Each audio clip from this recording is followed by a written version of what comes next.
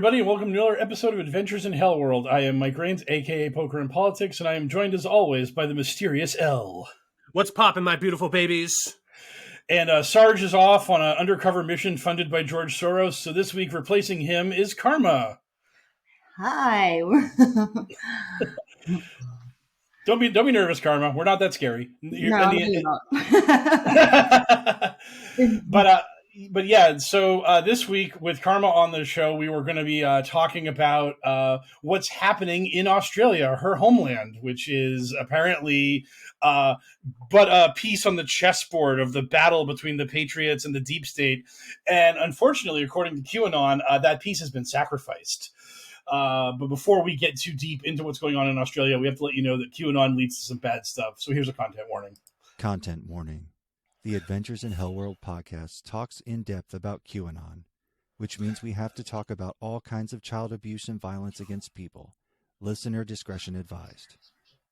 So you guys just got out of the lockdown, is according to all the news that I'm seeing. So what was that like, and how long was the lockdown? So this year's lockdown actually went for, I believe, 112 days or 111 days, actually. 111 days. Yeah. All up, we were in lockdown from the start of COVID to now, 262 days. And so, what exactly entailed lockdown? Like, what were you allowed to do and what were you not allowed to do? We had 5 reasons to leave home. There are not many at all. So it was basically caring, if you had to care for somebody, if you're an essential worker, shopping, exercise. You were allowed to exercise for like an hour. So we're very limited, and we also had curfew as well. Oh my God. Because I remember we had a lockdown like that in America for like a month, and oh my God, you have never met a bigger bunch of babies than Americans in lockdown.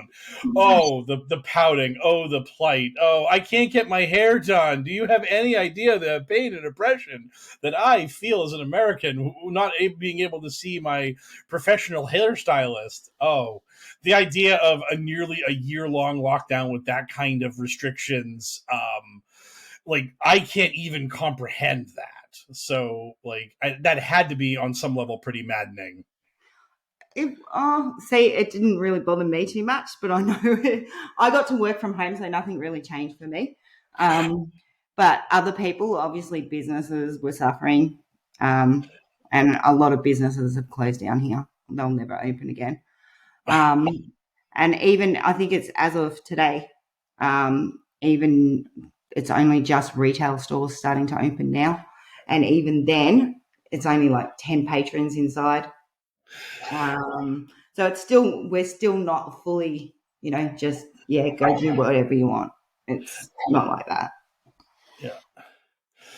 Yeah, so it's still pretty not great. No. So I have a follow-up question. I just don't know very much about how Australia's been handling the COVID epidemic or pandemic or whatever. How is sort of like in America we've got this dreadful surge of anti-vax, anti-mask people. Is that also plaguing in Australia, and to what extent? So we've had quite a few big protests. They've sort of built over time. They're not just anti-vax.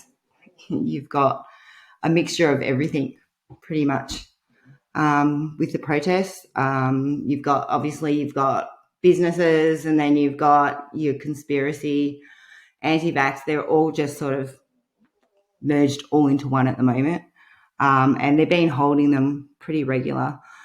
We had one, would have been about just under a month ago, I think, where they took over one of our biggest bridges in Melbourne.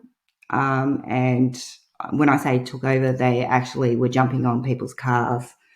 It was pretty horrendous the way they were carrying on. They were pulling people out of cars and stuff, which didn't do them any favours, really. It made a lot of people just look at them like, well, what a bunch of dickheads.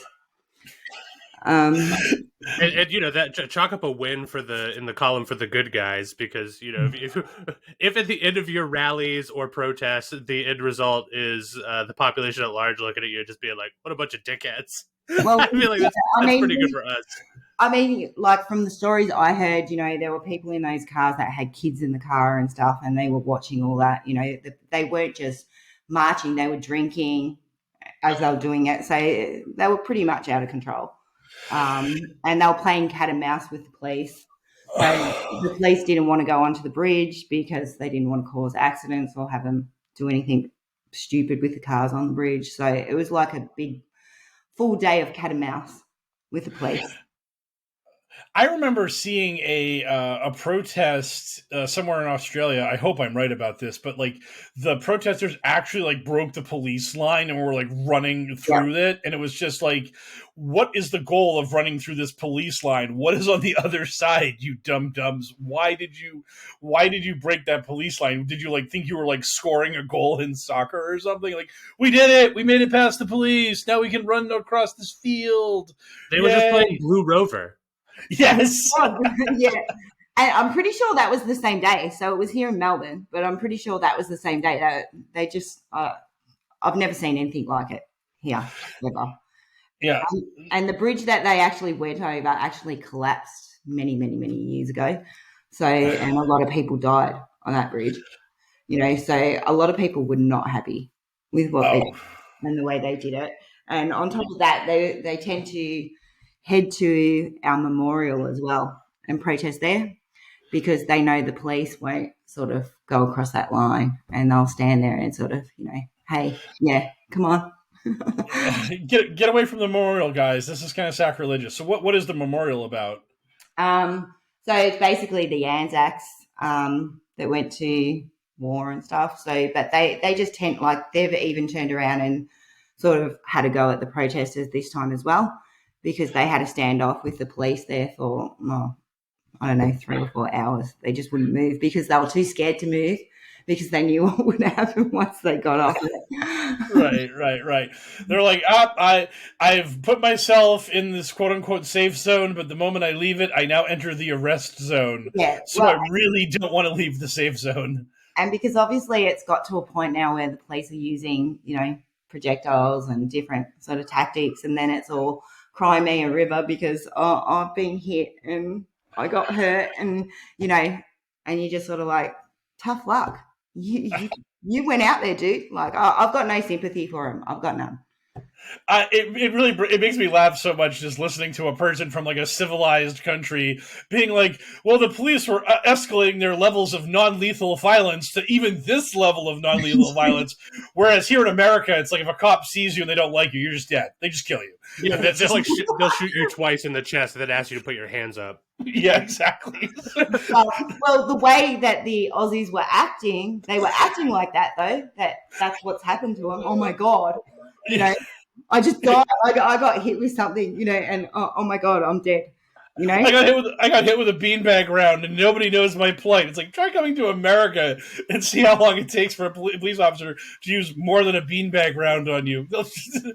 Like, yeah, our police force in America is just literally armed.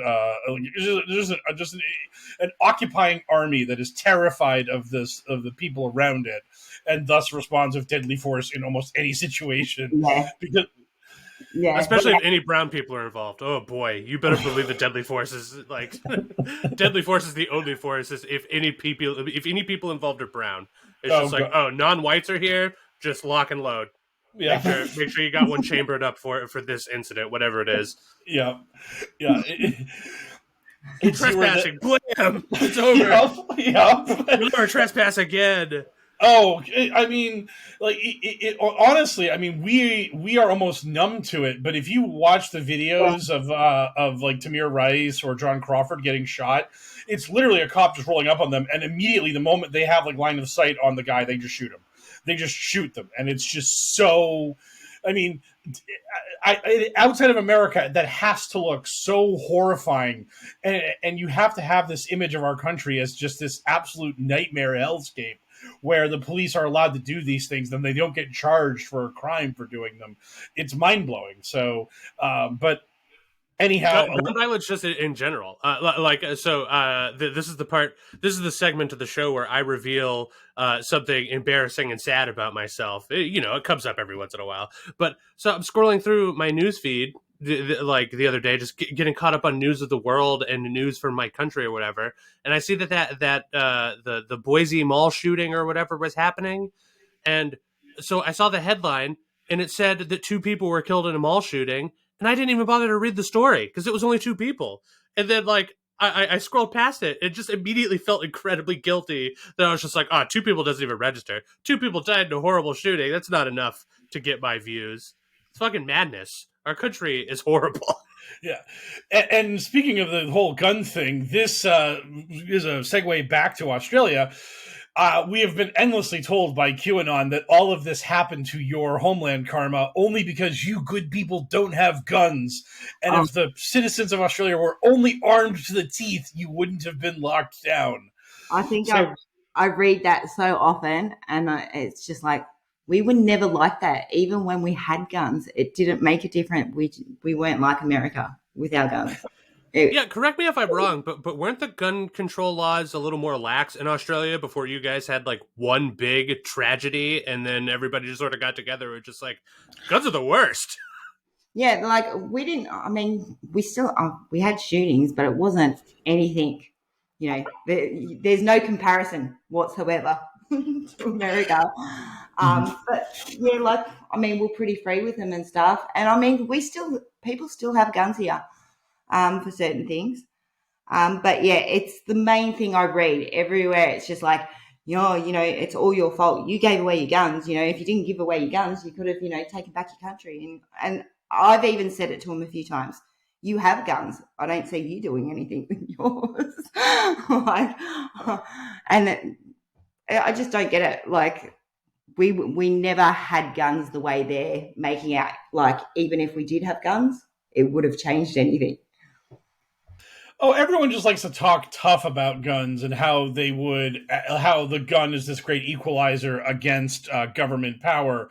But then you smash cut to the 1/6 protests and the riot in the Capitol. And after it was all said and done, so many of those people were packing, but they didn't draw their guns because they knew that if they did draw their guns, that they'd get into a firefight with Capitol Police, and that would probably go bad for them. Yeah. And it's just this whole thing where they want to have the threat of an armed populace, the people will one day take their guns and rise up, but they don't actually want to do it because they know that the vast majority of people don't want to get shot. And the idea of fucking with cops or fucking with the army, that's how you get shot. So it's no. We've talked about this on the podcast several times. They know in their heart of hearts what escalating to that level of violence is. And, if you pull a gun, the army pulls a drone. That's the Chicago way. There's no coming back from that. Once you've escalated if you storm the Capitol with batons and bear mace and stuff, you'll get out of there and maybe get arrested and do some time. If you go and try to march on the Capitol and you draw and start firing weapons, then it's going to be a bloodbath and probably not in your favor. Right. Exactly. I mean, that's the thing. I saw this video clip. I know Karma may have seen it too. It was out yesterday and today, I think, where some random jamoke was at a Turning Point USA rally, and he just asked Charlie Kirk point blank. He's like, "How many elections do we have to let these people steal before we start grabbing our guns and killing them?" And Charlie Kirk's response was, "Don't do that because it won't work." But his response was not "killing is wrong." His response was "killing is ineffective," which was kind of horrifying. But that's where they want people to be with this headspace, where they're at this mentality of our enemies are bad, and at some point we, the armed resistance, are going to have to start shooting them. But not today, because I don't want them to return fire, because that is scary and bad and will probably get me killed. Well, before we segue into the headlines, we sort of just skipped past it because we were so excited to talk about the lockdowns. But just for our listeners who may not sort of know what Karma's deal is, Karma, do you want to tell everybody like what your deal is? We've recommended your Twitter feed several times on the show before because it's great, but sort of like what's your bag? Like how did you get into this Q stuff? So March last year, I had a friend who fell into the whole Q movement, and I had no idea what it was. So I basically went looking, I guess, started digging. Would you say that you started to do your own research? No, I use the term digging. It's like specifically, no, I will not fucking say that. I went digging. I went digging. There's a difference. I made sure I did not say research. Yes, and I mean, I tried to sort of debunk some of the things very early on, and he doubled down on pretty much everything. And within, I don't know, it was probably weeks to a month, he went and got tattoos with "Where we go one, we go all," Q. And I somehow found poker. And I think I did your head in. For quite some time, it was asking you questions. And I mean, I tried every tactic I could to try to get him out. The only time I actually had any luck with him was when all his social media accounts were banned for 30 days. He seemed to be a lot more responsive to that. But as soon as he got them back, it was see you later. Oh yeah, that's one of the biggest things about this stuff is that you need that constant reinforcement of the narrative and the doctrine, and getting people away from that is one of the ways to drain that poison out of them and try to get them back to reality. But it's the lockdown was so devastating for that because you couldn't get away from your computer. You couldn't leave you couldn't leave your church, because that's basically what the internet was for these people. It's their place to congregate and talk about these conspiracies and live this life. And you had because QAnon got big before COVID, and I would have people ask me like, what do I do? And I would tell them, go camping with that person for a week, like get them off the internet, like just get this stuff away from them as best you could. And then COVID hit, and I was like, well, that whole idea of taking them camping or getting them away from civilization's gone, so we're fucked. I mean, it was just so depressing that happened. So the friend of yours is still like totally red pilled, and so I pretty much, I think, when was it? So he was all, oh, Trump won, it was rigged, and he's gonna, be back in January. And I said, and what if he isn't? And he said, I'll stop. January came. Nope. He just doubled down again and went, no, he won. And I obviously tried a bit longer, didn't work. My last thing that I actually did was send him a clip of the very last part of Cullen's HBO documentary and went, there you go. I never got a response, but I've never heard from him again. But I do know that he's still into a mix of Q, but sort of moved over a lot to the COVID conspiracies as well. No, well, that's because QAnon will take all comers when it comes to conspiracy theory nonsense. If Trump winning the election secretly is not trending well enough, then they'll just move along to whatever conspiracy theory is. Right now, that COVID-19 is hot. Oh, absolutely. I mean, that's what it's all about, is just keeping the paranoia and keeping the mindset going strong no matter what. Whatever the topic of the day is, have a hot conspiratorial take on that theory, on that thing. So that's how they operate. That's what they do. Yeah, And, QAnon is J. Jonah Jameson, and whatever the hottest conspiracy theory of the day is pictures of Spider-Man. yes, exactly. Well, joking aside, it does suck that you had to lose a friend to the QAnon movement to like get engaged with any of this stuff. But it is nice to have you, like, you know, fighting on Twitter on the digital front lines against the digital soldiers. But really just out there trying to, like, you know, spread the actual message of just like, hey, like all this stuff is nonsense. Like, you just read this stuff. Like, usually I use your Twitter feed as a way to aggregate like dumb QAnon stuff for me to peruse through, and I'm just constantly scratching my head that anyone could read what they're actually putting out there or listen to their speeches at places like the Double Down and all that stuff, and not just like, to me it's so plainly apparent that it's just dumb nonsense, but I'm just like, oh my god, like to some small percentage of people in the world, this reads as truth, and that is terrifying to me.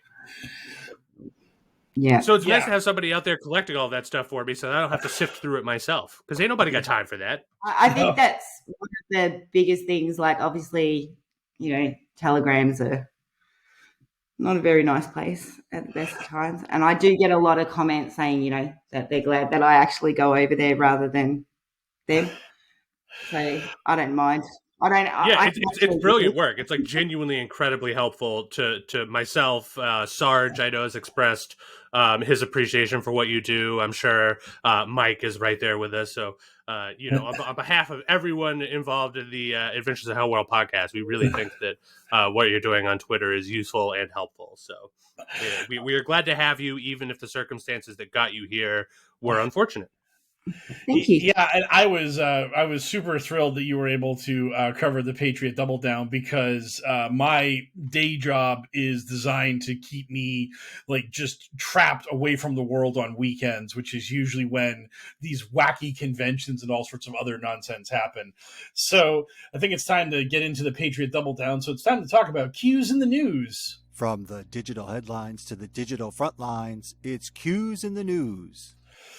So we had the Patriot Double Down, and there's so much nonsense that happened here.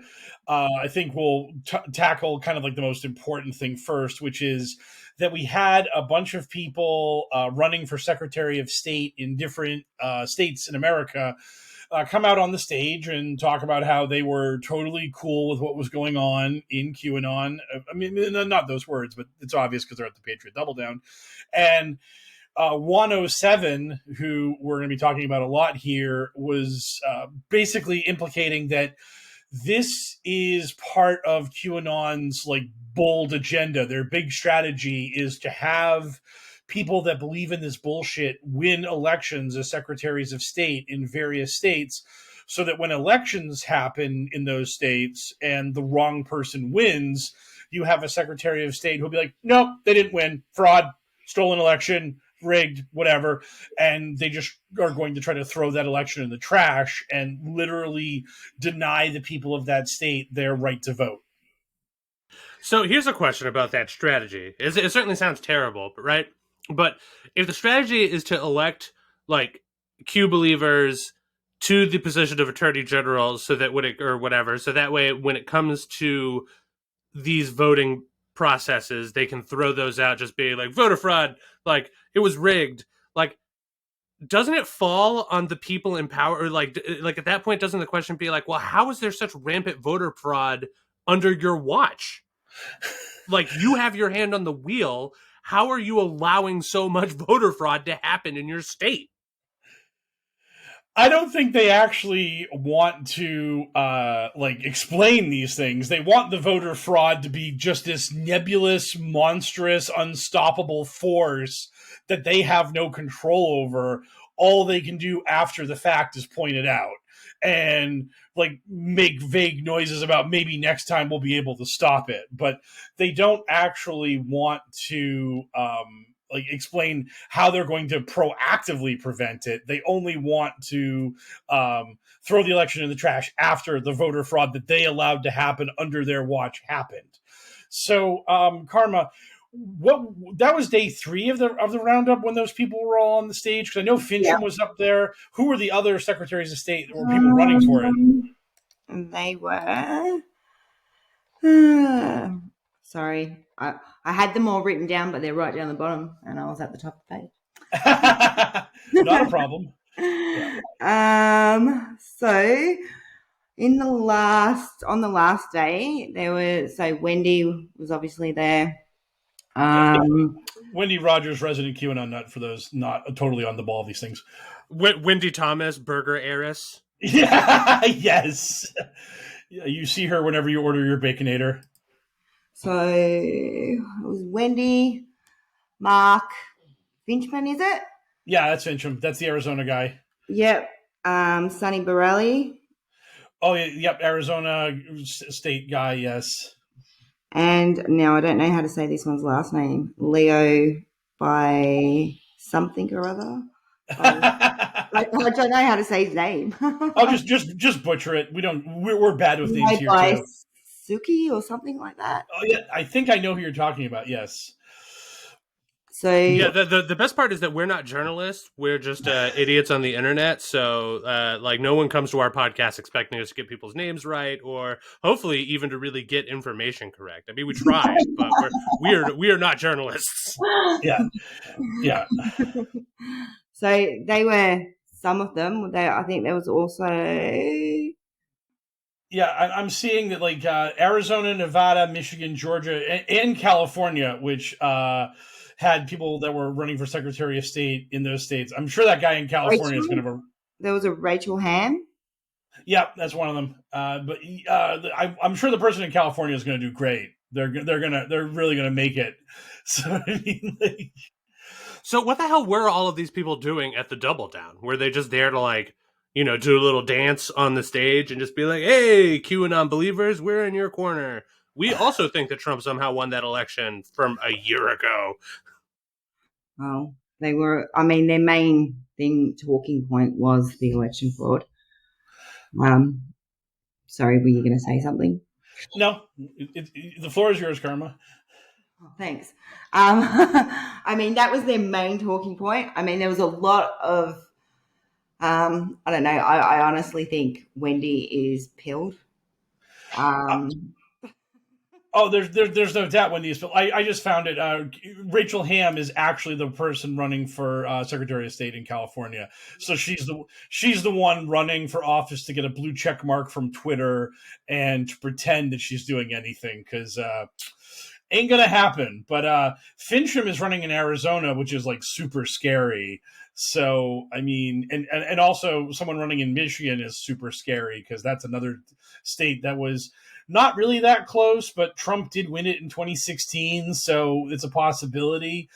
So like these people trying to worm their way into the halls of power in states that could actually matter during these elections is not great. But what I was also going to mention is that David Byrne, our boy from Overstock, him and Mike Lindell are people that are also like funding this operation. So it's like you've got the whole rogues gallery of QAnon sugar daddies out there working on this plan to effectively try to destroy American democracy. Because if these people get what they want, we're going to be in a situation where we're going to have a vote and then they're going to say, no, you didn't have a vote. You can go fuck right off, which is really antithetical to everything this country is supposed to stand for. And yet QAnon doesn't care because as long as they win, they're happy. And when they lose, they're sad. And the only way they can lose is if they were cheated because everyone loves them, even though everyone hates them. I mean, the silver lining is that clearly culturally, like, and in terms of our the overall political leanings of the country, clearly the left is doing something right. because they wouldn't have to be fighting and scrambling so hard to undermine democracy if there was a chance that they could just win clean. Like, if they could just put up a candidate and just win an election clean because their platforms were good, we wouldn't need any of this horse shit, right? Like, so it means that like the silver lining to all of the terrible shit happening in our country right now and the rippling effect it's having on the rest of the world is that, it's sort of bearing out what you and I have been saying for years and years now, where it's just like over time, everything gets more liberal and more progressive. And these like old fuck conservatives are just going to keep dying off. And that base is eventually going to continue to erode to the point where, like, at this point, the people that are still alive are like backed into a corner. They're just like, okay, winning is impossible. How do we cheat? Exactly. I did want to ask Karma a quick question here about, like, quote unquote liberalism versus conservatism. How funny is it to you that Scott Morrison, who is like a crazy conservative and was a massive Trump bootlicker, is like just universally hated by QAnon and all these conspiracy theorists as a deep state lapdog when he is the right-wing candidate in your country?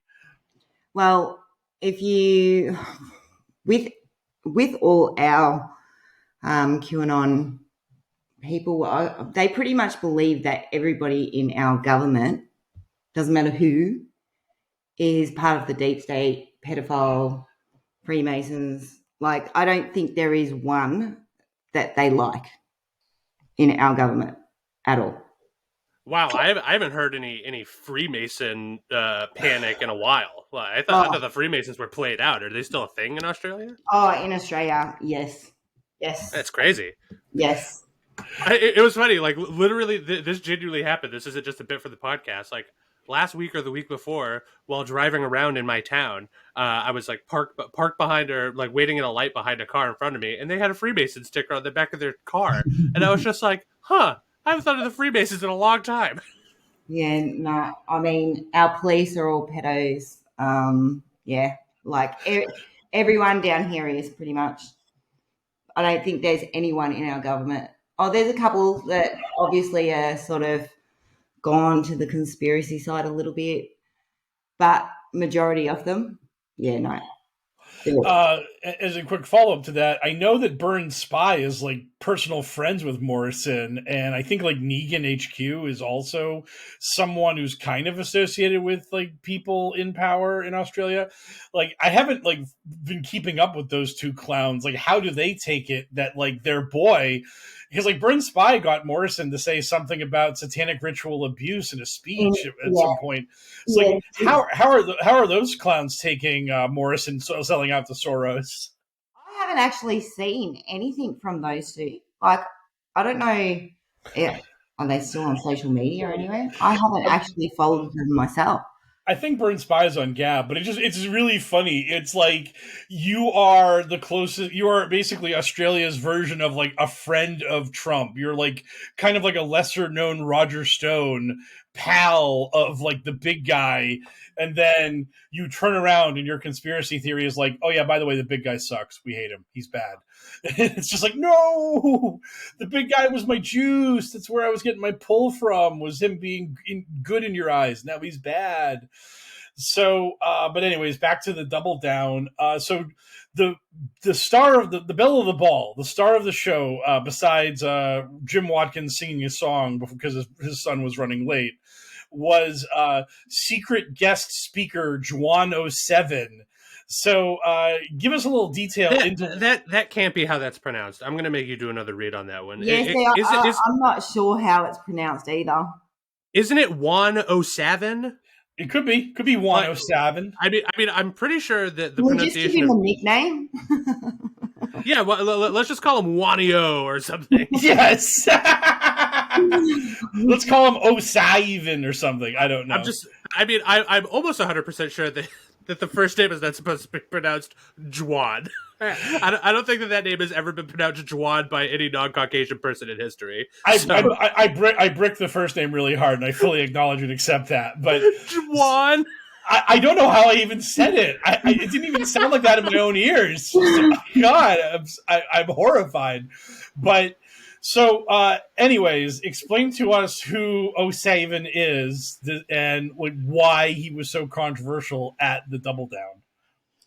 Well, you probably know a bit more about him than I do, I think, his background as much. But unfortunately for us, the ones that were streaming it, our streams all cut out, which we're quite disappointed at. I mean, they literally. It was obviously deep state interference. Yes. It literally cut out when he got on the stage. We did not get the stream back. We did manage to, well, I didn't, but a few others managed to get onto another stream of it, but the picture quality and stuff wasn't that great. But yeah, like, I don't know, yeah, the deep state definitely did something there, and we were just like, hang on, wait, the main person and the whole stream just, and it was actually looking at the Telegram channels and that, people were going off, like, because that's what they had built him up so much, and then the stream was cut. It's like you get into the fourth quarter of the Super Bowl and suddenly the feed cuts out. You're like, no, what's going on? Like, it got really nasty in like channels, like they were literally going off and saying, well, I want my money back. Like, it was really nasty over there, and the admins were like deleting them and blocking them, and yeah. You would think at this point they would be like intimately familiar with the feeling of having a bunch of buildup to absolutely no payoff. Like that is the ride that they have been riding since the beginning of QAnon. Like, it's literally just, oh, don't worry, guys. According to me, Hillary's getting arrested tomorrow. Just you wait. And then tomorrow comes and goes and she's not arrested. And they're just like, yeah, but still. Right, exactly. It's like, and now coming to the stage, 107, and then the feed cuts out. It's just like, well, what happened to Juan? And it's just like, yeah, but still. You know, like they did this big build up where, you know, like they had him, you know, get out of his car, like his car pulled up, and he got out of it, and he, you know, walked to the stage, and that probably lasted like 5 minutes, just watching him get out of the car and stuff. Yeah, they gave him like a heavyweight boxer's big introduction to the ring where they're getting ready to fight Rocky for the world title. Yeah, all of that. Yeah, and then as soon as he hit the stage, it was just like gone. And we're like, huh? What? that is so QAnon to the letter, as Elle said. That it's just so perfect that they spent all this time building this guy up, hyping him, and also QAnon John, the guy running the Patriot Double Down, spent a lot of time defending this guy because Juan is an incredibly LARPy dude. And what I mean by that is he says things that are bullshit, that are obvious bullshit. He is someone who just says anything to get a rise out of people and to get them excited and happy. And he doesn't care about being debunked or disproven because he knows that bullshit sells. He knows that just being confident and braggadocious and saying whatever the fuck it is you want to say, you're going to get an audience that wants to be placated. And people like the group from We the Media that is mostly spearheaded by Jordan Sather, or he's not the leader, but he's the leader of the anti-Juan group. They hate this shit because they just want to pretend that they're all about like facts and evidence. And I got all these reams of data showing that the vaccine's bullshit and it's bad for you and you should drink bleach instead and blah, blah, blah. And when you have a guy that's just an absolute clown like Juan show up for your rally, it exposes the fact that QAnon is Clown Town, and they hate that. And hilariously, I think I brought this up to Karma when she posted something about Sather saying, "I'm home from the Double Down. I'm going to give my thoughts on it in a little while. Don't you worry, guys." And I messaged Karma and I was like, Karma, did Sather even speak? Because he was advertised as a speaker on this thing. And then she was like, oh, no, he didn't. He didn't speak. And that was really funny that Sather was so upset by Juan getting the big introduction and the star appearance and all this kind of stuff, that he was like, you know what, I ain't gonna go on stage, I ain't gonna talk to this crowd. No, man, you guys ruined it. I'm taking my ball and going home, literally. Yep. He left early. You can get the Juan or you can get the John, but you can't get both. Yes. So, like, feed cutting out notwithstanding, do we know what Juan's must listen to message was? Because they were advertising his presence as being super important. So what the fuck did he actually say?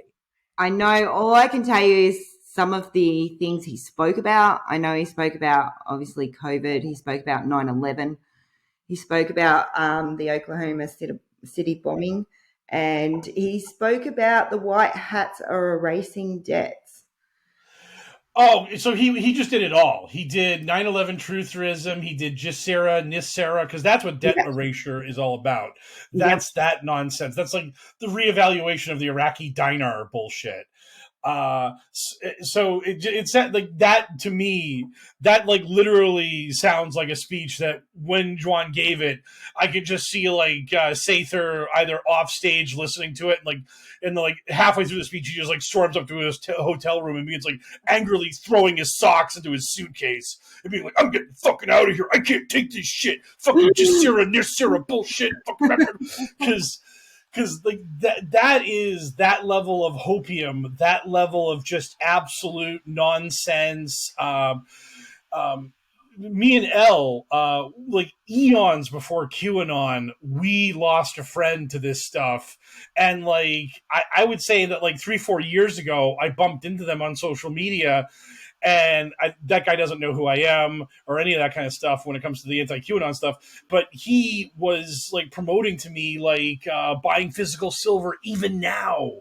Like that stuff, that like get rich quick through precious metals stuff will never die. It will exist in eternity as a conspiracy theory that like the American economy is going to crater any second now, and you need to get off the dollar and like get into Bitcoin or gold or anything else, because that's just the way you're going to save yourself in the new future. Yeah. So King Clown of the Patriot Double Clown, thank you. So he just went up there and just did a shotgun blast of like conspiracy theory retreads. You just had no new material, huh? No, it was pretty much that. Well, that's about what I mean. Again, like, see, I, who have been riding a different but parallel QAnon ride, I am used to the build up to nothing. You know, it's like a roller coaster where it goes up a hill, but then it just never goes down a hill. It just plateaus, and you're just like calmly riding level, like, and it's totally fine.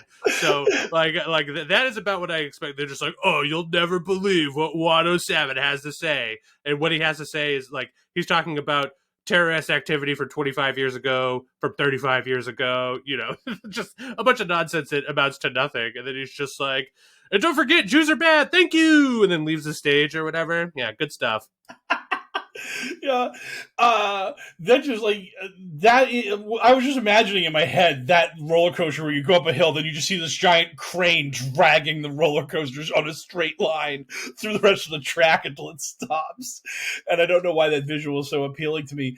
But that one of the things that made this so funny about and the disappointment you just stated is that once, like, quote-unquote serious QAnon found out about Juan being at the Double Down and getting a major speaking gig, people were really mad at QAnon John about this. And QAnon John's defense was, no, guys, you don't understand. He's got something to say that's so explosive. We had to put him on the show. He's going to, like, just rip the lid off the deep state. And then he just comes up there and is like, 9/11 was an inside job, and the CIA and Pappy Bush killed Kennedy, and bargle and fluoride in the water ain't good for you, and COVID's a lie.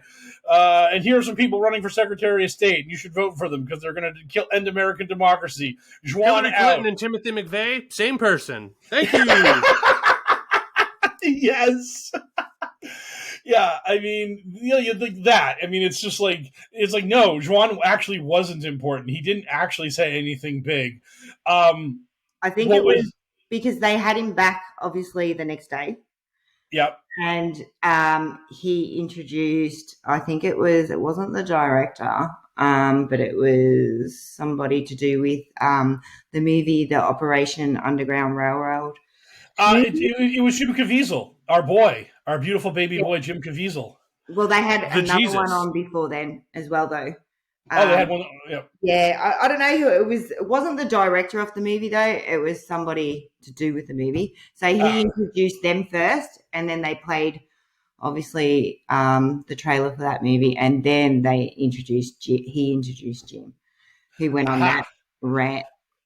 Yeah, and Jim Caviezel has decided that he's made enough money in Hollywood. He's done with this shit. Because Caviezel's speech, I've heard, was I've read a bunch of it. I've seen some of the clips.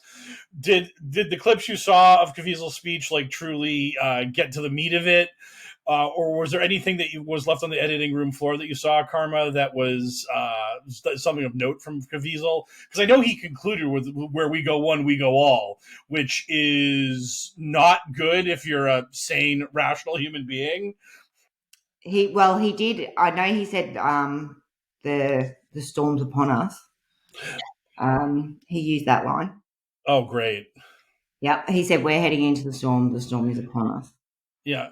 Did he directly bring up adrenochrome this time? Because I know Stella Emanuel, the demon sperm doctor lady, she brought up adrenochrome at some point in the Double Down. So that thing that QAnon likes to try to keep the normies away from was front and center at their little rally. He didn't really bring up that, but he did, sort of push the world is controlled by Satan and pedos, and so he did push along those lines, but his whole rant was just, I don't know, I think I zoned out somewhere through it. Definitely. He's a terrible public speaker. I mean, that man having a Hollywood career is just, it's mind-blowing. It's like one of those things where you just look at this guy and you're just like, how? Because if you've listened to the QAnon Anonymous podcast about him, he is literally dumber than a brick. He cannot remember his lines. He literally has a stagehand either holding cue cards behind the actor he's engaging with to read off those cards, or he has his script put into a note that he holds in his hand, and he just glances down at his hand to read his lines during scenes. Mike, don't dismiss Jim Caviezel out of hand, because I think that our get-rich-quick scheme should be to write a movie script. Me and you are going to write a screenplay for a movie like a conservative rom-com starring Gina Carano and Jim Caviezel. Yes, we need to talk to Ben Shapiro about that immediately. We can get Kevin Sorbo in there in some bit part. Maybe rope in a little Roseanne action. Let's get it done. Roseanne and Christy Alley can be bridesmaids at the wedding. I see this. I can workshop this. This is a possibility. This is how we are going to sell out brutally hard and brutally fast, unless, of course, we can get our boy Ron Watkins on the podcast. So Karma posted. You need to shoot that shot for real. Yeah. Yes. You should. Yes. So again, Ron Watkins, standing invitation to join the podcast. I will post that on the HellwQrld social media, on the HellwQrld Twitter feed, on my own personal feed. I will make this clear. Ronnie boy, if you ever want to show up on a QAnon branded podcast, we're the one. We're the one for you, boy. We've got Q in our podcast name and everything. Come up on here and just you want a platform, we'll give you one. It might not be the platform you were expecting, but boy howdy, we'll give it to you. Yes, we will yesterday give you the platform. I promise not to explicitly just address you as Q the entire time. You have L's guarantee that I will not just call you Q.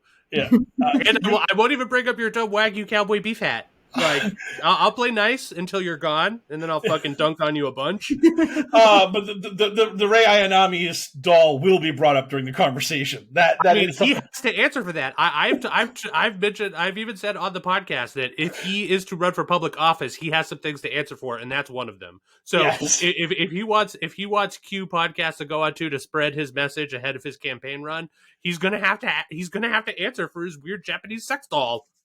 Yes, absolutely. Yeah, Ron again. His speech at the Double Down was again devoid of charisma. Totally, just the standard train wreck that is Ron Watkins. His dad having to sing a song with the crowd before he showed up was aggressively cringeworthy and kind of terrifying. I mean, it's really funny how, in a way, like you have QAnon is still relevant. I think the scariest thing is that QAnon's using that people are using QAnon for votes. That you have these people running for Secretary of State in an incredibly dangerous and negative way. But when you actually look at the quote unquote QAnon promoters like Juan and Ron and all of these other and in the Matrix and all these other clowns that are just doing this stuff, their shtick is so played out. You've heard them go through the same riffs over and over again.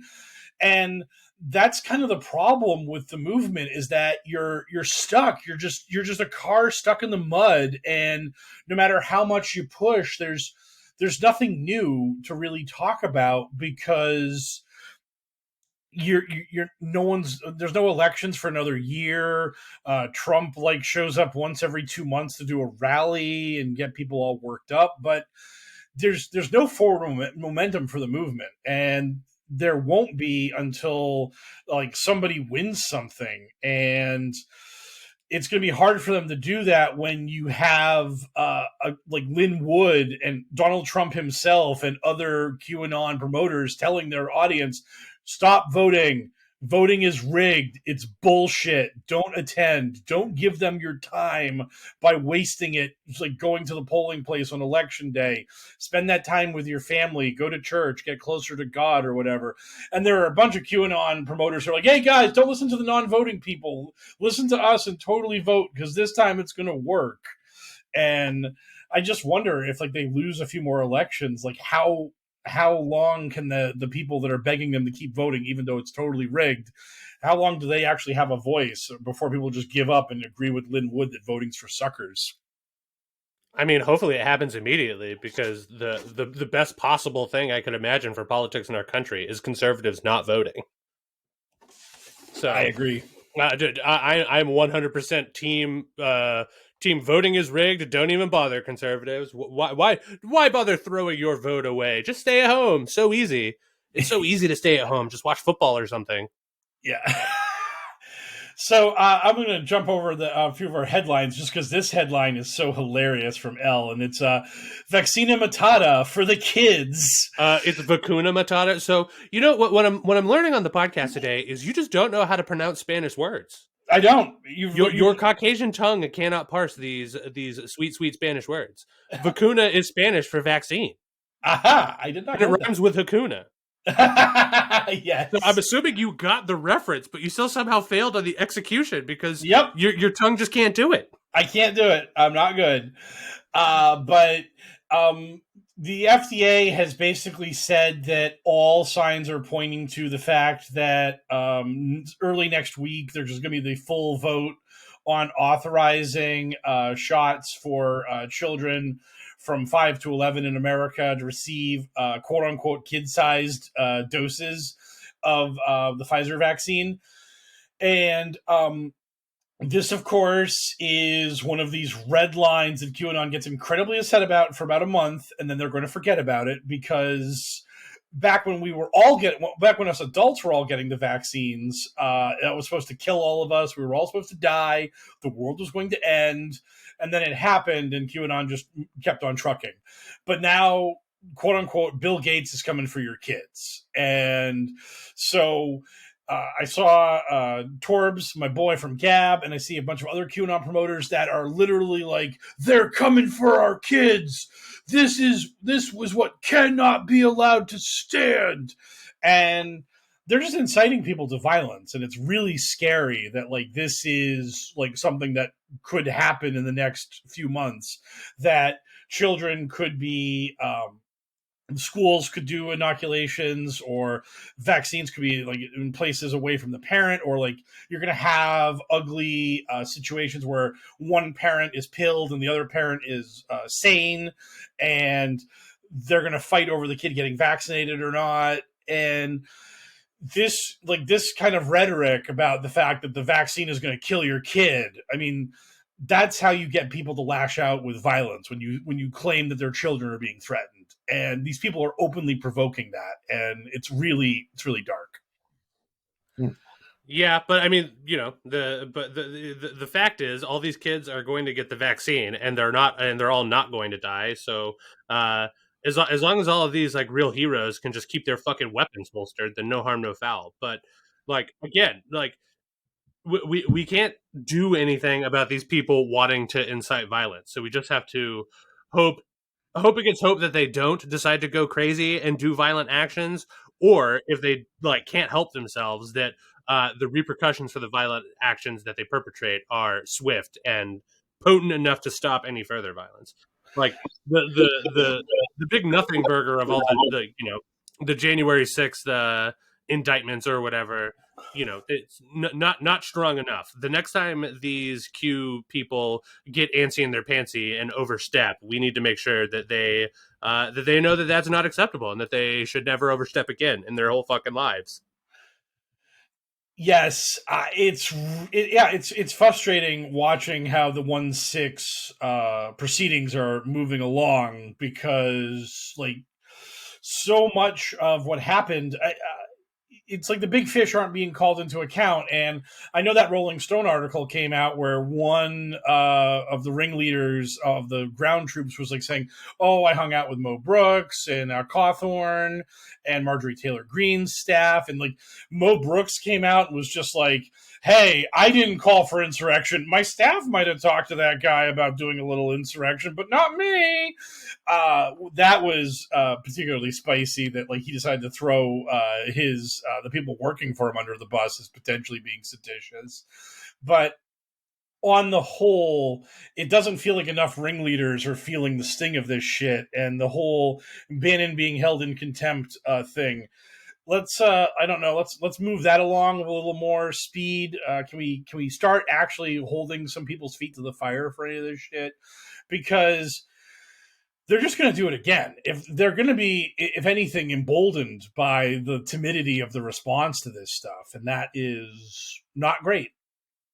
Yeah, and again, you know, the only thing, like, if sanity and reason worked on these people, we wouldn't be in this position to begin with. So all we have to hope is that fear prevents them, like the fear of prison, the fear of being shot, the fear of whatever, prevents these people from actually trying insurrection or whatever again. But you know, if they decide to mark the anniversary of 1/6/2021 with a little 1/6/2022 action, hopefully this time around it goes much worse for them. And you know, that is really the best possible outcome, short of some magic genie wish just allowing us to create sanity and reason in the minds of these people. The fact that they're just immune, the fact that they're just immune to facts, really makes it hard to reason with them. You know what I mean? Like you can't appeal to anything with facts. You can't just be like, hey, like, no one, you guys like to call the vaccine like you know, the clot shot. It's just like, I haven't heard of a blood clot from anyone getting the vaccine in like months and months and months. I think it only happened to like 5 people or whatever, like 6 months ago. But they don't care. It happened to one person one time. The whole vaccine is shit. Fuck it. And fuck you for wanting it. And it's just like, okay, well, if data's not going to do the trick, like, what the fuck else could we possibly do to appeal to these people besides fear? Yeah, it's really funny that we have like the situation where they're complaining about like, oh, all these people are having heart conditions from the shot, and like, and this thing is happening to them, and this symptom is happening to them, and there's fatigue and all this stuff, when they never talk about any of the symptoms of a bad case of COVID, of like having your lungs suck for forever, or having long COVID, or the fact that those heart conditions also occur when you get COVID. to them, the only possible things that can happen with COVID is either you survive it or you die. But when it comes to the vaccine, if you have a fever for a couple days after the vaccine, that was a devastating adverse reaction, and the vaccine is unsafe, and no one should ever take it because you were at 102 degrees and had to lay in bed and eat chicken soup for a couple days. That means the vaccine's unsafe. But when it comes to COVID, if you were on a ventilator for a month and you barely pulled through, it's nothing. It was the sniffles. It's common cold. That's it. And any data points that they do come up with are always from like med123.co.ru or whatever.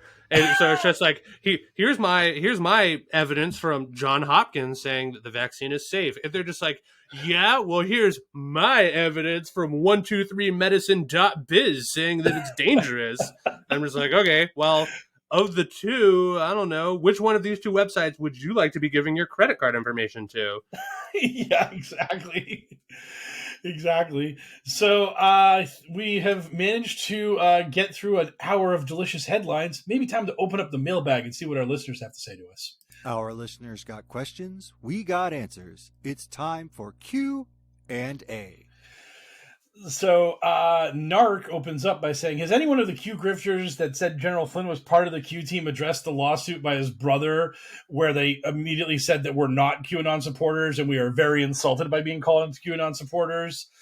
And has Michael Flynn talked about the lawsuit against CNN for $75 million that his family filed? To the latter question, no, I don't think Flynn's ever brought it up. But as for the family, that case recently got thrown out, and the judge literally said that all the shit you people do is literally what QAnon followers do. So it was entirely appropriate to call you people QAnon supporters.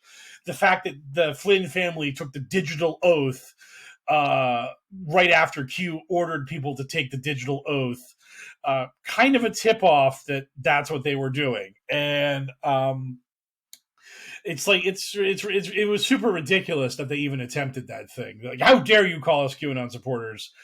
Hashtag where we go one, we go all.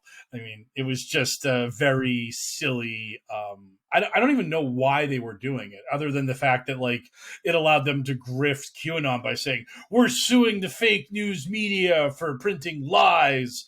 And what's the lie? We're not going to tell you what the lie was, but they lied about us. And yeah, where we go when we go. I'm glad that we have Karma on the show for our Q&A session this week, because it means that there's an outside chance that there's somebody besides Mike that could answer questions like these. Because I don't know what the fuck you're talking about. I've never heard any of this shit. So Karma, what have you heard about the lawsuit? I haven't seen it mentioned anywhere. Not in the channels with anyone. I don't see anyone talking about it over there. The influencers or anything like that. It's like it's just gone, Anything negative towards the movement, that they just don't want to bring up, just doesn't get talked about. Oh, and it's a terrible look for them, both because the lawsuit was obviously going to get laughed out of court, and it did, and also that the Flynn family would try to, quote-unquote, keep QAnon at an arm's length away from them was super bizarre and super embarrassing. So he trademarked. What did he do? Was it Digital Soldiers? Oh, did he try to trademark Digital Soldier? Oh my God, he did. Oh my God, that's so awesome. I looked it up when was it? At the start of the year. He trademarked a certain word. I'm sure it was Digital Soldiers. I could be wrong, but he definitely trademarked one of the slogans. Oh my God, that is so brilliant. What a unbelievably shitty human being Michael Flynn is. I'm looking at an Intercept article right now about Michael Flynn profiting from QAnon, which is, but his move to trademark the term digital soldiers. Yep, he absolutely did that. Oh my God, that is so brazen. What a grifting piece of shit. And then, to turn around and say he's not involved in it, but yeah. Yeah. Oh, yeah. That is absolute clown shit. That's so good. The fact that he do we know? Did the trademark go through? Is it possible to trademark such a thing? Because if so, Mike, I have a great idea. And I'm pretty if you're sure one of the we did. If you're one of the QAnon listeners that might be hate listening to us, I need you to tune out for a second because this idea is so good that I don't want you to steal it from us. Mike, Yeah. is it possible for us to trademark the term friends? the QAnon gibberish version of the word friends. Yeah, FRENS. Can we trademark that? Oh god, that isn't already done.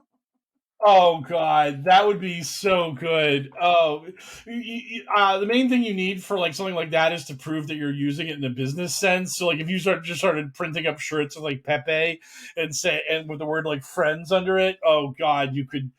Well, somebody I think already owns Pepe, but if nobody owns Friends yet, maybe our first wave of Adventures in Hellworld merchandise should be the grifting Friends merchandise. Like maybe we could just put like a couch or whatever, do like a riff on Friends, the TV show. Yes. And then once we can prove that we're using it in a business sense, we trademark it. Then anytime any of these goobers post a meme to Gab or Telegram or whatever, and it gets up to the top, we could just sick our lawyers after them. Friends is ours. I'm looking at the word digital in Q drops, and a lot of times he's talking about the digital battlefield and digital warriors. I don't know that. Q drop 4637 does use the term digital soldiers. So it's in the Q lore. So it's really hilarious that Michael Flynn, who doesn't know QAnon at all, is actually using a term directly quoted from Q himself. I'm pretty sure. Yeah, he did it after he did the whole pledge thing. Because we looked it up. We went looking for it. Oh, it's so good. That is so good. What an awesome thing to know about. So thank you for the question, Narc. Bobby, who runs Bartertown Ellis, asks, who has more charisma, Ron Watkins or a literal piece of soggy white bread? I'm betting on the bread. If it's bunny bread, that rabbit has spunk.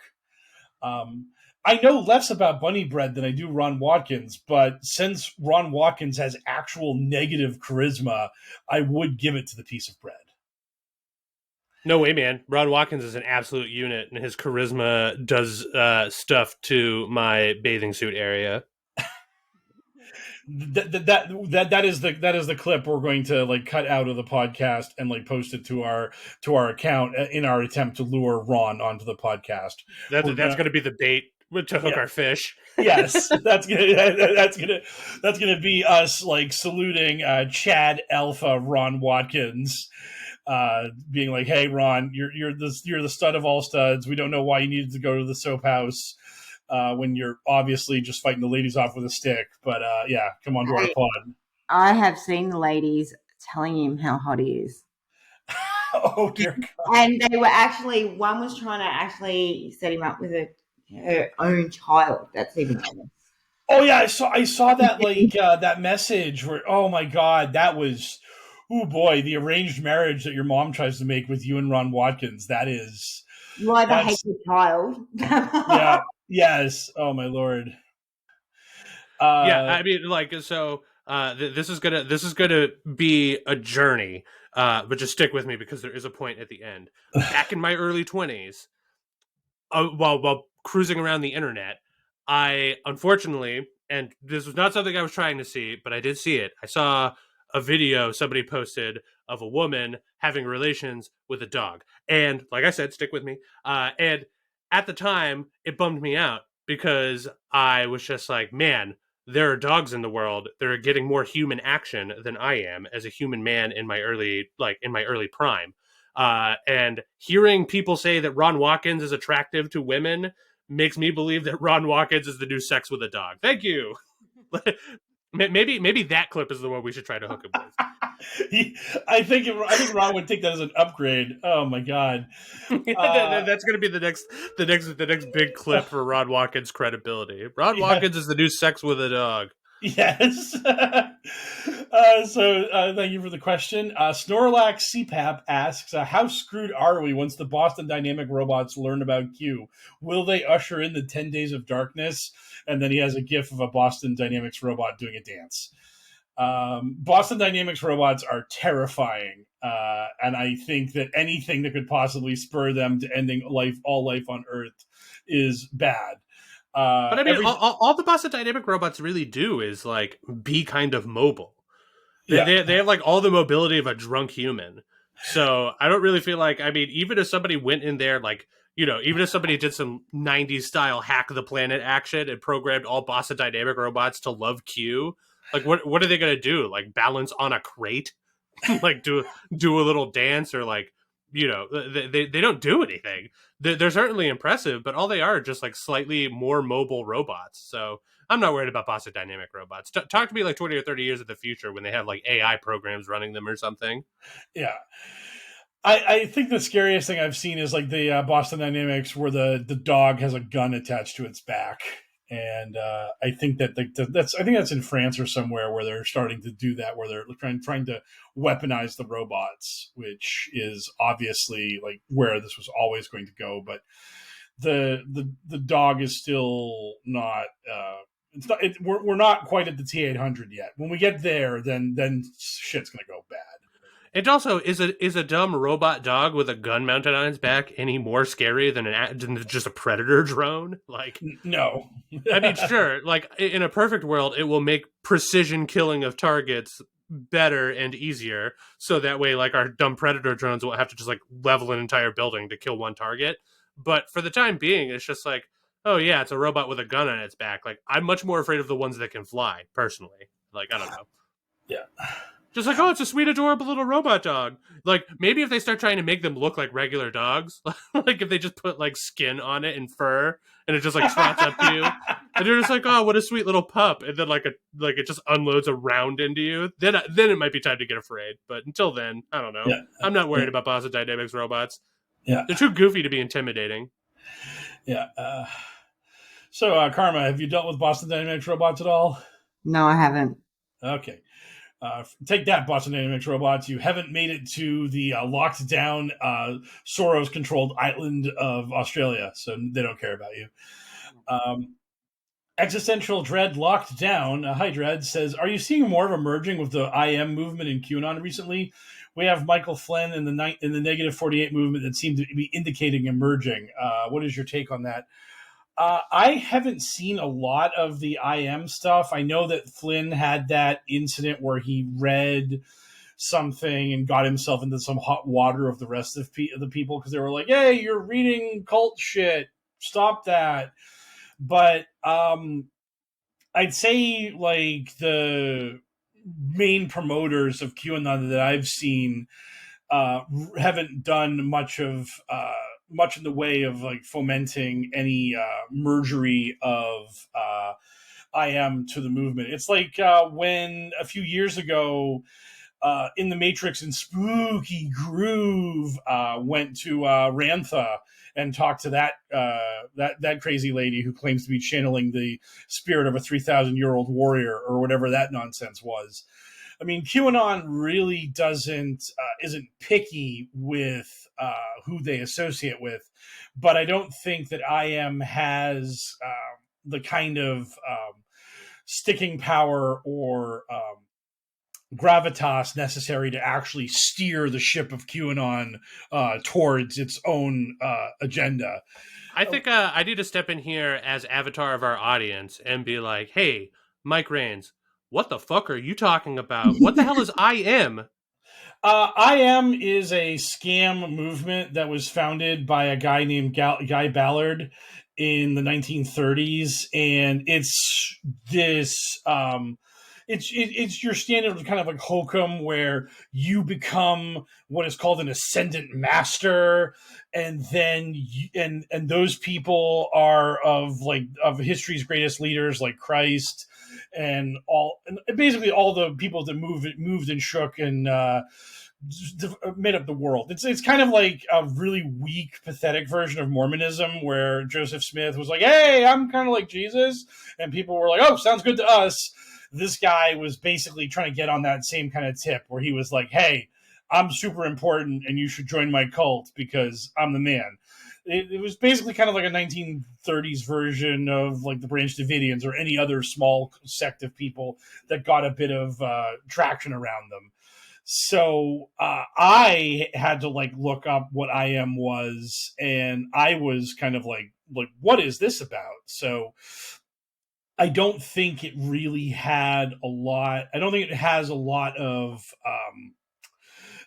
cachet in today's world, as it were. And I think what happened with Michael Flynn and those people are like the people in that movement trying to make inroads in QAnon because they think that this could be their ticket because QAnon's big and popular. And if we can get in on that, maybe we can lure people into our little neck of the woods. But I don't think that it's really that likely because QAnon is so much more based upon hardcore Christianity for their religion and being upset about current events for their day-to-day lives.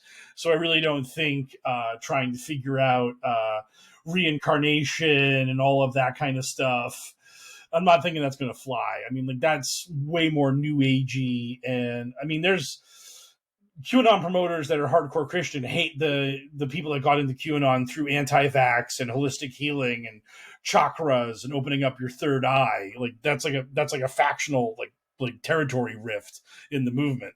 So I'm not thinking that the IM people are going to make a lot of headway. Well, good stuff. I mean, I've never heard of that thing once before in my entire fucking life, so I'm glad I asked that question because it's all gibberish to me. Yeah. Have you heard of IM Karma? Yeah, I have. Yeah. Have you seen anything about QAnon with them? No, nothing. All right, so here's a fun question for you guys. Simplify it. No. Yeah. You get to choose, or you not so much choose as feel deep in your soul, but you are a reincarnation of somebody from the past with juice. Who are you, Mike? Someone reincarnated from the past, and I got juice. Hey, I mean, I think I'll just stay on brand here and just go with JFK because that would be the ultimate thing to like razzle dazzle QAnon people with and being like, I'm the actual reincarnation of your hero that was like the avatar of Trump, and I'm not going to tell you if my son is actually alive in his present body or if he's reincarnated, and I know who the reincarnation of JFK Jr. is, because that would be like spooky and wild. How about you, Karma? You get to be the reincarnation of somebody. Who's your pick? I don't think I want to come back. You just want it to be the end for you? You just want she just wants Oblivion's cold embrace. I mean, have a look at the world we're living in right now. I don't know. I sort of look at it and go, yeah, nah. My mom always wanted to be reincarnated as a cat because they sleep a lot, and my mom really enjoys sleeping. So that's her bag. My answer is also kind of a cheat. I'm not reincarnated as anybody, baby, because in my lifetime, I'm going to be fucking important enough where other people in the future are going to want to be reincarnated as me. I'm just waiting to blossom. Right now, I'm just a cocoon, and at some point, I'm going to blossom into an incredible butterfly person. And then in the future, people are going to be like, you know what? I'm channeling my I am powers, and I'm going to be the mysterious L. Damn right. So thank you for the question, Dreads. FF's sake with a couple strawberries as emoji says, when will Australia be invaded by the US? I would like to know before I book my Christmas holidays. Cheers. Glasses clanging emoji. So, Karma, are you thrilled that Candace Owens is going to send the U.S. military to liberate you from your oppression? Look, we're happy if she comes down because I'm pretty sure we could throw her around with some kangaroos and see how she goes. And we'll send her back in. That sounds awesome to me. Kangaroos are fucking terrifying. Yeah, they'll beat the shit out of her. Have you seen the video of the two kangaroos having a fight and one of them actually chokes the other kangaroo out? Like, you would not think that their arms were capable of doing it, but the kangaroo actually basically secured a rear naked choke on the other kangaroo and just put him to sleep. And then he left and the other kangaroo woke up. I was like, I thought that shit was going to be to the death, but apparently he just wanted to assert his dominance over the other kangaroo and he just choked him out. It was so wild. They're pretty nasty when they run. Oh, I bet. I mean, everything in Australia is designed to kill humans. I mean, it is the most terrifying. Do you know what? I keep saying this. It's a conspiracy. It's just it's not true. Australia has very, very lovely flora and fauna. Koala bears koala bears will not fall out of a tree and tear my face off. Hang on, wait. All these stories you like, everyone always says to me, "Oh, you've got these spiders and you've got this and you got." Yeah, but how many times do you hear about people actually dying from these things in Australia? I'm convinced that if I ever went to Australia and saw an Australian spider, my body would kill itself. I would just die of an actual heart attack. Like, I don't think the spider would do anything to me. I would just wake up, it would be on the wall, and that would be it for me. Suddenly, I would just be hovering above my body, and I'd just be like, oh, I guess I'm dead now. And then even my spirit would be terrified of the spider. But your spirit would be like, I know I'm incorporeal and you can't touch me, but you're terrifying. You're absolutely scary. If I get pulled into hell right now, it would be a relief to know that I was actually being tormented by Lucifer rather than being in this room with this giant Australian spider. But seriously, you must have spiders there. Yeah, but they're not big. Our spiders are... They're not like dinner plate sized or whatever. Like, and spiders are not dinner plate sized. I mean, to be fair, I was almost killed by a spider bite from a very small spider at some point, which does inform my decision to die of heart attack when confronted by a large spider. Yes. But it's usually the larger ones. Like, our larger ones are usually the harmless ones. It is usually the smaller ones that will do something to you. Yeah. Oh, yeah. But, I mean, it's completely irrational. It's like being afraid of a moth. Which I'm also afraid, sometimes I'll just be walking around outside and like a moth will fly into my face, and I'm just terrified of it because it's small and it's moving around me so fast, and I don't know what to do. My mother had a phobia of moths. She used to jump out of cars while they were moving. Yeah, I'm just a very soft boy. I'm a very soft boy, and Australia it's a lovely country, and I'm sure it's filled with lovely people, but I would just be too scared to appreciate it. You know what? I'd be scared more of some of the people than Oh, absolutely true. All of this stuff I'm talking about is like coming from a person who lives in America, and when tourists come to America, they have to worry about Americans. I'm afraid of going to Australia because I don't want to encounter a spider or a big snake or whatever. And then people have to come to do tourism in America, and they have to worry about the fact that any given person around them could have a gun that will kill them. It's just so crazy. Yeah. So thank you for the question. Reverend Xenofact says, American has a long and parodied conspiracy theorist history, from joking about street corner ranchers on TV to the Church of the Subgenius. So how did we end up with so many people believing in something as ridiculous and dangerous as Q? I think that a lot of this just comes from the fact that conspiracy theories in America, while the crazy crank gets ridiculed, a lot of our conspiracy theories have been normalized to an alarming degree. Anytime they do polling on the assassination of JFK, a majority of Americans think that it was a conspiracy. I think that even though 9/11 truthers are derided, there are people out there that will totally be like, hey, the government didn't tell us everything about what happened on 9/11, or that they'll have a softer conspiracy like Bush allowed bin Laden to hit us so he could get his wars, which is a reskin of FDR let the Japanese hit Pearl Harbor so that he could get us into World War II.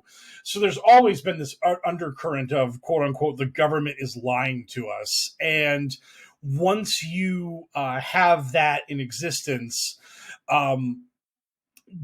latching on to Donald Trump as the political outsider who somehow won the presidency and that he will be the truth bringer that will bring down our corrupt government, that level of thinking isn't that kind of crazy far-fetched for your typical disenfranchised American.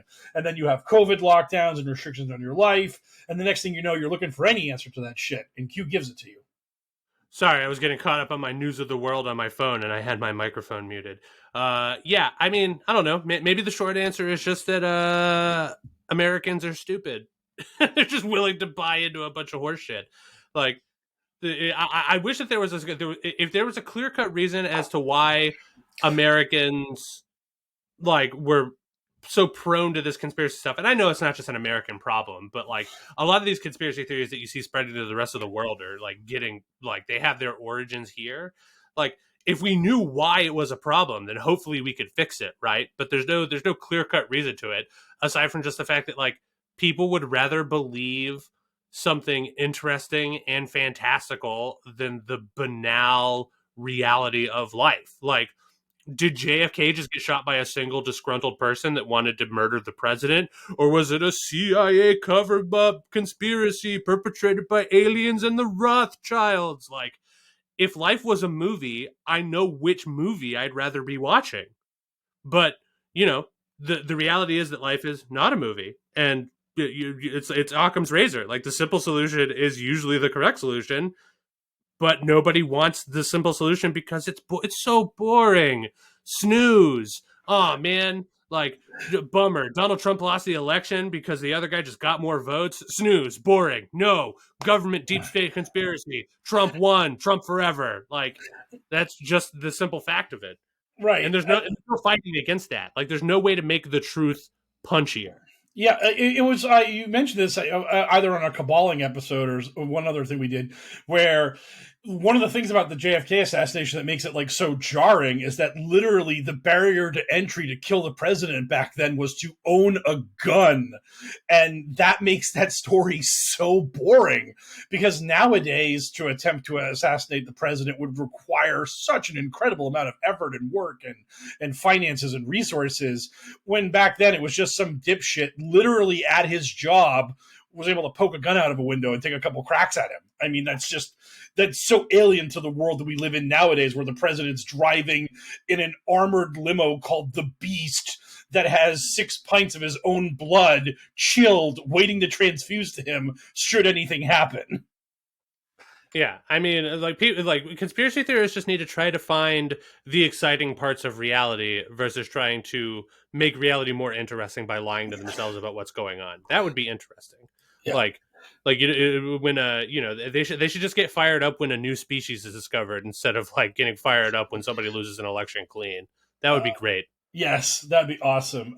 Chris Stevens has a quick question for me, which is James Woods has been at the World Series of Poker for a few weeks and posting about it on Twitter, which means he is vaccinated because you can't get into the World Series without a vaccination. What does the deep state think of him getting vaccinated? Fuck him, we don't want him. So James, and someone actually DM'd me to tell me that they were at a table with James Woods and he played Jack 5 offsuit hyper aggressively and lost a big pot. So take that, James Woods. You suck at poker and life. Jopka, donkeys always draw. Yes, exactly. Speaking of poker and cards and stuff, I didn't make this joke because we were too busy just talking about the facts of it, but here's this one's right for you, Mike, buddy. I'm surprised that the Patriot Double Down was named after a blackjack reference because QAnon people should hate the fact that you should always split eights. Yes. Waka waka. Yeah, and the other thing that's so funny is that someone pointed this out, that the QAnon Double Down, that's the slogan, but their desperate attempt to put all sorts of QAnon iconography into... Are we talking about the Queen and the Seven? Yes, the Queen and the Seven. You don't double down on 17. Yeah, who doubles down on 17? Have any of you ever played fucking blackjack? You idiots. Right, it's so dumb. I mean, it's like it's just, man, you're so desperate for anything. I mean, if you could, the only thing I could possibly think of off the top of my head would be like a baccarat, where a 1 and a 7 is an 8, which is the second best possible hand to get, which isn't that great because you always want to have the nuts when you're making a hand like that. But 17 in blackjack sucks. It's like, yeah. And also, like, they couldn't use baccarat because the only person in the world who knows how to play baccarat is James Bond. Right, exactly. I've had the game explained to me, and I still don't know how to fucking play baccarat. Yeah, yeah. Your two cards have to equal 9 or 19. That's basically. I'm not trying to get educated here. Right, exactly. So that's not what this podcast is for. Nope, not at all. The podcast is to educate our listeners, not me. Damn right. So Amanda Scatlin asks, did anyone talk about saving the children at the QAnon John conference, or was it all about themselves? So how much kid talk did we get, Karma? We got a fair bit. There was, there obviously, I don't know if you saw the postings of the, we'll call them movie clips. Yeah. Shall we? Oh yeah, the clips in between speakers. Oh yeah, that stuff. God, that was pretty full on. I mean, that had everything in it. We also had, now I don't know what this guy's name was, but it was pretty full on. He came on and he definitely needed help. He had, told this whole story of that he was sex trafficked as a child, and he went into full detail, and he couldn't trust anybody because everyone was deep state, and and sort of, it was really, really. I tuned out. I didn't even post anything about it. That's how detailed that one was. It was like super dark and super creepy. Yeah, and he definitely really needs to seek help. And when I say that, I mean, obviously, if that's what's happened to him, he's fallen into this whole movement, and rather than, actually going and getting help, he believes everybody is against him and trying to get him. And then, as I said, later on, they had the video clip of the movie for the underground operation. Oh yeah, the Jim Caviezel movie that's going to be like I don't know if they're going to actually do adrenochrome in the Jim Caviezel movie, but it seems very possible. Like that seems like that movie is going to be like scary and detached from reality. Yeah. So that pretty much. I mean, it was mentioned a few times by other people as well, but. Yeah, I think Demon Semen Lady brought up them draining the blood out of the children. So I think they did. That's their campfire story. That's how they get each other all riled up and scared and excited. So they got to talk about the kids being exsanguinated by the monsters. Yeah. So that wraps up our questions for the week, as it were. So our question to Numerous is what are you looking forward to? I guess I'll go ahead and start. I'm looking forward to Halloween Sunday, not because I give even one half of a poop about Halloween, but because my friends and I are just going to hunker down inside playing board games all day. So it's going to be a nice, wholesome time with my pals. That sounds good. What are you looking forward to, Karma? The end of the working year. I mean, we don't really celebrate Halloween here or anything. So, yeah, that'd be my next thing. I need a break. You've been working your ass off. It's not good. It's been obviously a lot tougher because it's been online all year, being in lockdown and stuff like that. So I usually take classes, face-to-face, not. Yeah. So that'll be nice. Yeah. I am looking forward to watching Inside Job. Karma has talked about looking into it a little bit, and it seems like the kind of show that, at the very least, would be something that I would get all the Easter eggs of and understand what they were talking about. So I'm going to give that a whirl this week and have probably a short review for it next week. Good. That'd be nice. Yeah. So I think that covers everything. So I'm going to hand the reins over to Elle here. And I'm going to grab the reins, and then we are going to go, yeah, and get this here wagon rolling out of this here hell world. Thank you, everybody, for listening and supporting the show. And a big special thank you to Karma for joining us and filling in for Sarge in Sarge's absence. Karma, where can the good listeners find you on the internet if they would like to engage with you further about QAnon or other stuff? Well, I've only got my Twitter account, so 2021 _Karma on Twitter. There we go. So head on over. Karma's been a fan of a friend of the show for a while, and they do good work. So 2021 _Karma on Twitter is where you can find them.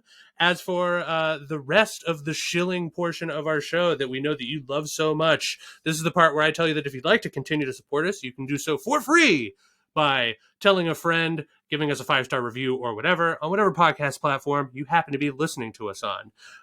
You can head over to patreon.com/pokerpolitics and support us financially by giving us some of your hard-earned money, if you would like to.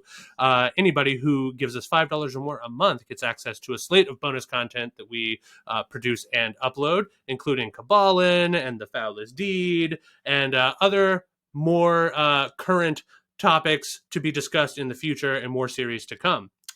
We do have a new beautifuler baby for this week that we would like to welcome into the fold. Thank you so much, Stefan, for your help in continuing the show. If you have money and you don't want to give it to us, you can do a little good with it by donating it to love146.org. They are an organization whose vision is the end of child trafficking and exploitation, and that is in their own words. Sounds pretty good to me. As always, I'd like to thank DJ Minimal Effort for providing our intro theme, even though he is still too cool for social media.